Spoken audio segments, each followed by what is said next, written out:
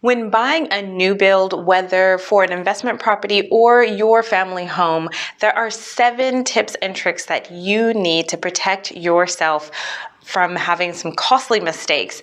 And number 7 is going to save you hundreds of $1,000s alone. My name is Jackie Elias, and I am the CEO of FutureBound, where we help you get mortgage and financially free.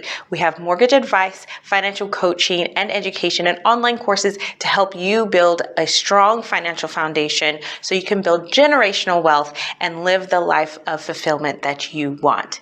If you enjoyed this video, then please do subscribe and follow and like us on social media so you can get more tips, tricks, and guidance as you are building the life that you want.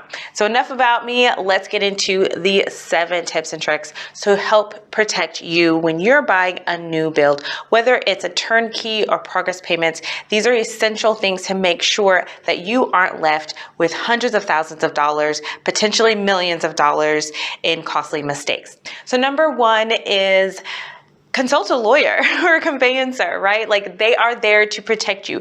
Let them look over your contract. Give them every single piece of paper that you can so they can make sure they're the main person that is on your team, main professional that is going to be making sure that you are taken care of. Okay, so don't feel like that you're bothering them or, that you're asking too many questions. There are not too many questions. There's no such thing. If you don't know, definitely ask, and your lawyer or conveyancer is the person to do that. Number 2 is do your homework on the developer. Check them out. Are they a well-known brand? This is usually going to be definitely more kind of clout behind a bigger brand, but you're also going to pay a little bit more for a bigger brand. If they aren't a bigger brand, that doesn't mean that you shouldn't trust them. It just means do some homework. Ask them questions about themselves, which obviously they can say anything, but also ask your lawyer, your conveyancer, ask other property professionals, look them up if there's any public records that you can say. Sometimes literally just doing a Google search for them and seeing, are there any articles that come up about them that you might be wanting to read or concerned about, and then asking them, hey, look, what about this?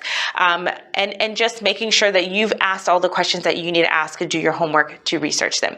Number 3 is for a turnkey. So turnkey build is when you pay a deposit up front, so let's say about 10%, and then you pay the 90% later on. So they do all the work, they build the house, they do everything they need to do, and then you pay the rest of the balance at the end. So for this type of payment, when you have a new build, make sure that you ask that the deposit is held in a solicitor's account. That means that the developers can't just take any money out anytime they want, because they're going to need some money to start the build, but they may not need up to 10% to do that. So make sure you put that in that account, so then they can they have to actually make sure that they're giving some kind of rationale of how much money they're pulling out. The 4th one is also for a turnkey payment. Then what happens at the end? Let's say you put in your 10% deposit, the developers and everybody, the builders are building, and you have this beautiful house, and then you need to get code of compliance. So a lot of developers will say as soon as code of compliance is issued, you only have 5 days to get us the balance of that payment, so that 90%.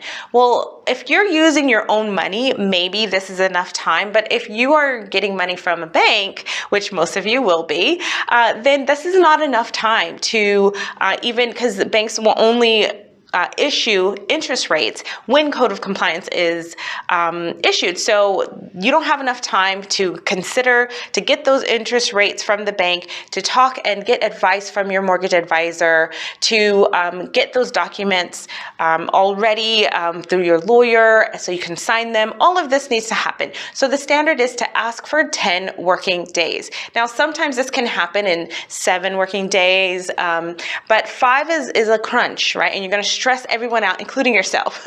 So definitely ask for 10 working days. If they're like, ooh, that's too long, 7 for sure. The 5th tip or trick to do is when it's a progress payment. That means that you're not paying, you are going to pay a deposit up front, but then you're going to pay for things for stages of the build as you go along. Okay, so you're your bank says, hey, look, you're going to have this much, let's say $500,000, which is a really cheap new build, but let's just say, and then they're going to issue money. They're going to pay out the money from that 500,000 as the build reaches certain stages over time. Okay, so if you're actually paying for it like that, then make sure that you are checking that initial deposit that you're paying is fair. Like, there's things that obviously that the developers and the builders in particular need to pay for so they can get things started, like plans or resource consents and things like that. But it's not 30% of the cost of the build, right? You can ask them, what is this actually paying for, and making sure they're not trying to get their profit up front. Okay. The sixth tip or trick is, again, for progress payments, then you want to make sure that the work is done before you make any payments. Now, if you are getting money from a bank, they are going to make sure that they have seen receipts that the work is done before they pay. But if you're putting any of your money in and your builders is asking you to make any payments, or developers asking you to make any payments, then you need to make sure that you have seen that the work is done before you shell out any cash. And the seventh one, this is really important and can be extremely costly if you don't pay attention to this, which is a sunset clause. Make sure that you check and you fully understand your sunset clause. Now, that loops around to number one, is you can ask your lawyers or conveyancer, explain this to me, right? You don't have to become a lawyer yourself. Just ask them to explain it to you and make sure that you are covered. There are different types of sunset clauses. It's very common that it is in the contract. So make sure that you have a really good discussion, understand what the risks are for you, whether or not this is designed to only be beneficial to the developer, or does it have any benefit to you as well, and make sure that is a point of negotiation if that is something that you feel like is too risky for you. So those are the 7 tips or tricks to help protect you when you're buying a new build. So if you found this helpful, please do have a 15-minute chat with us so we can look at your situation, make sure that if you're needing some finance for your new build, we can look and assess your entire situation and make sure that one of our mortgage advisors make sure that you have all that you need as far as finances, you have the equity, everything that you need so you can buy your investment property or family home as a new build. For more financial tips, advice, and education, subscribe to us on YouTube, and don't forget to hit that notification bell.